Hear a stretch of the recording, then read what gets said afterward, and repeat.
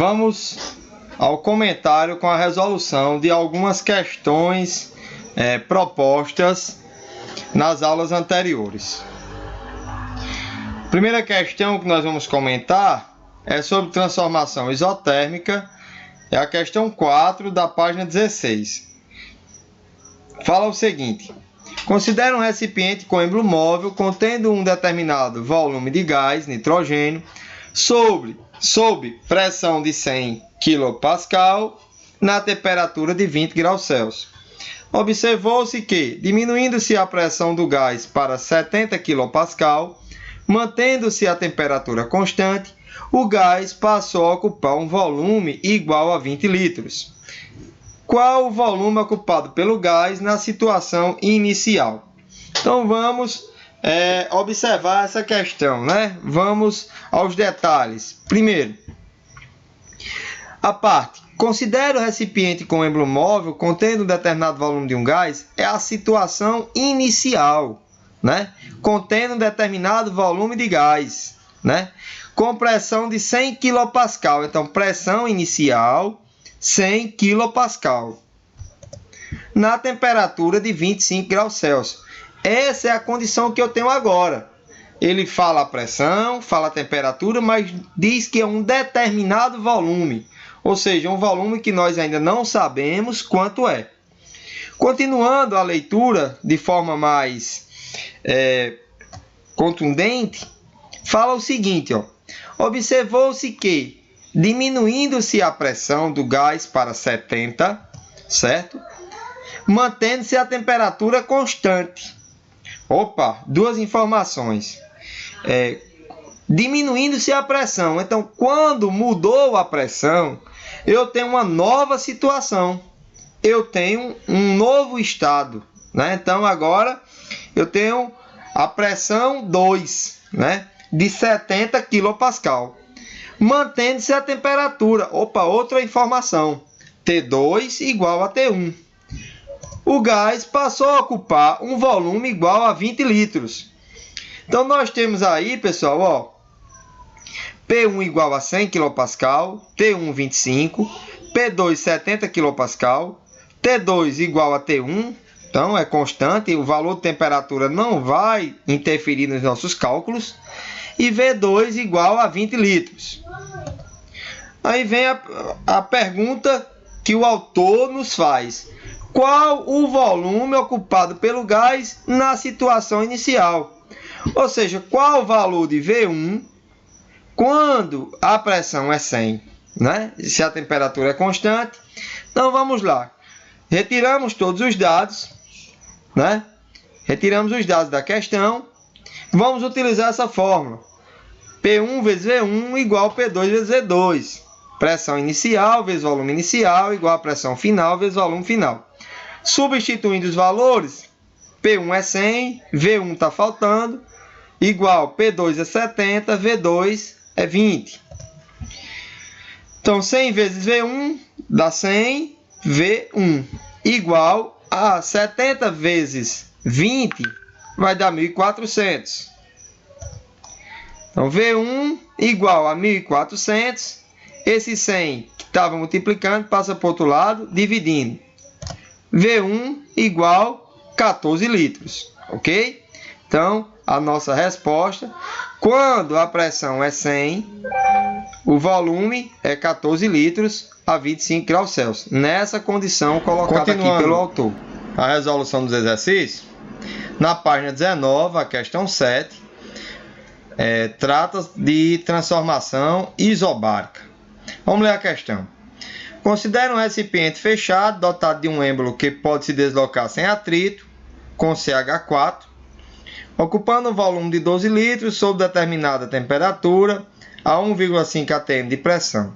Mantendo-se a pressão constante, observou-se que o gás metano passou a ocupar um volume de 15 litros, na temperatura de 80 graus Celsius.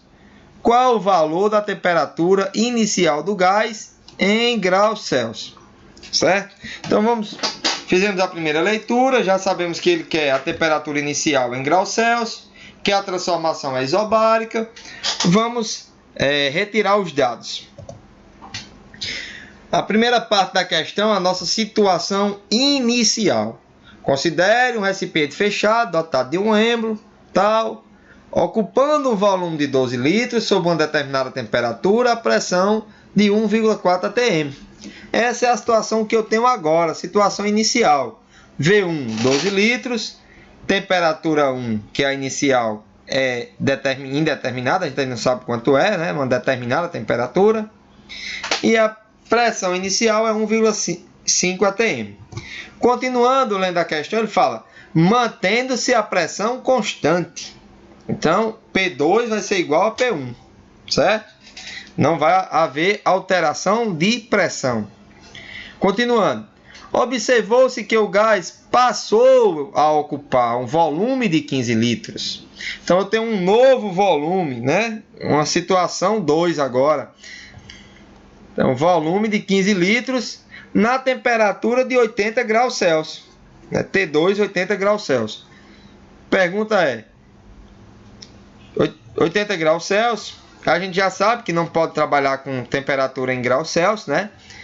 Tem que transformar para Kelvin. Como é que a gente faz isso? Somando 273. Então, T2 igual a 80 mais 273, que dá 353. Nesse caso aqui, o livro, o próprio autor, ele arredonda os valores, ele não usa o vírgula 15, né? Nós sabemos que é 273,15, mas o próprio livro traz o valor já arredondado, ok? Então, T2 é 353 Kelvin. Vamos lá, qual o valor da temperatura inicial? Então, tiramos aqui os dados. Então, qual o valor de T1? Em graus Celsius, viu? Nossos cálculos serão realizados em Kelvin e depois transformados novamente para graus Celsius.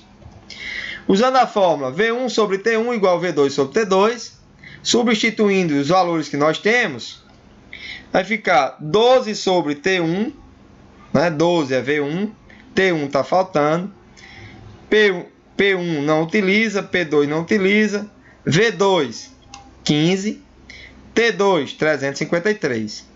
Fazendo meios pelos extremos, 15 vezes T1 igual a 12 vezes 353. Assim nós temos que 15 vezes T1 é igual ao resultado dessa continha aqui, ó, 12 vezes 353, que vai dar 4.236. T1 vai ser igual a 4.236, o 15 que estava multiplicando passa para o outro lado dividindo. T1 igual a 282,4 Kelvin, certo? Nossos cálculos realizados em Kelvin. Mas eu quero a resposta em graus Celsius. Então vamos lá. Temperatura em graus Celsius é a temperatura em Kelvin menos 273. Foi o mesmo fator que eu utilizei aqui, ó, para transformar de Celsius para Kelvin. Então, substituindo, temperatura em graus Celsius é igual a temperatura em Kelvin que nós encontramos. Está aqui 282,4 menos 273. Temperatura em graus Celsius, 9,4 graus Celsius. Lembrando, pessoal, que temperatura em Kelvin não tem grau Kelvin, é apenas Kelvin, ok? E grau Celsius é grau Celsius. Vamos a mais uma questão. Desta vez, na página 24, a questão 14, que trata de uma transformação isocórica, né? Vamos fazer uma leitura inicial, uma leitura superficial da questão, né? A pressão total do ar no interior de um pneu era de 2,30 atm, quando a temperatura do pneu era de 27 graus Celsius.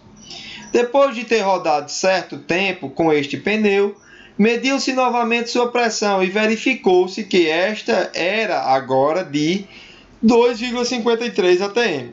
Ponto. Supondo a variação do volume do pneu desprezível, a nova temperatura será. Então, pessoal, vamos lá. Fizemos uma leitura superficial. Nós já sabemos que, supondo a variação de volume do pneu desprezível, ou seja, não há variação de volume, portanto, volume é constante. Por isso que é uma transformação isocórica, ok? Vamos fazer a leitura agora com mais atenção. Primeira parte da questão é a nossa situação inicial. A pressão do ar no interior de um pneu é de 2,30 atm. 2,30, pessoal, é 2,3, certo? Quando a temperatura era de 27 graus Celsius. Então, eu tinha essa condição anteriormente. Eu tinha uma pressão de 2,3 quando a temperatura era 27. Só que o camarada saiu por aí andando de carro, o que é que aconteceu? Quando ele verificou a pressão, né, quando a gente faz aqui uma leitura mais... Continuando a leitura mais aprofundada, então depois de ter rodado certo tempo, verificou-se que a pressão é de 2,53. Então uma nova pressão, uma situação 2,53 atm. Supondo a variação de volume do pneu desprezível, ou seja, como eu tinha falado para vocês, volume inicial igual ao volume final, V1 igual a V2. Você pode chamar de inicial e final, de situação 1, situação 2, né? Pode usar aqui no lugar do 1 a letra I de inicial e no lugar do 2 a letra F de final, em todos aqui, né? Fica a critério, cada um pode desenvolver uma metodologia própria, né, para identificar esses dados. Aí continuando ele diz, a nova temperatura será, então qual é o valor de T2? Ok? Nessa questão aqui, ele não pergunta em graus Celsius, né? Nós sabemos que o cálculo deve ser realizado em Kelvin, né? Então, T1 é igual a 27 mais 273, T1 igual a 300 Kelvin. Então, vamos usar a fórmula P1 sobre T1 igual a P2 sobre T2, né? Aqui tá um mais, desconsidera que é igual, né? Substituindo, nós temos P1 2,3 sobre 300, que é T1, igual a 2,53 sobre T2. Fazendo aqui meios pelos extremos, 2,3 vezes T2 igual a 2,53 vezes 300.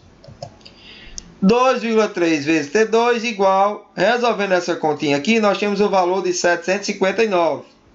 Então, T2 é 759. 2,3 que estava multiplicando, passa para o outro lado dividindo. T2 igual a 330 Kelvin. Pronto. Mas, no Brasil, nós utilizamos a escala de graus Celsius. Então, vamos transformar 330 Kelvin em graus Celsius. Temperatura em graus Celsius vai ser temperatura em Kelvin menos 273.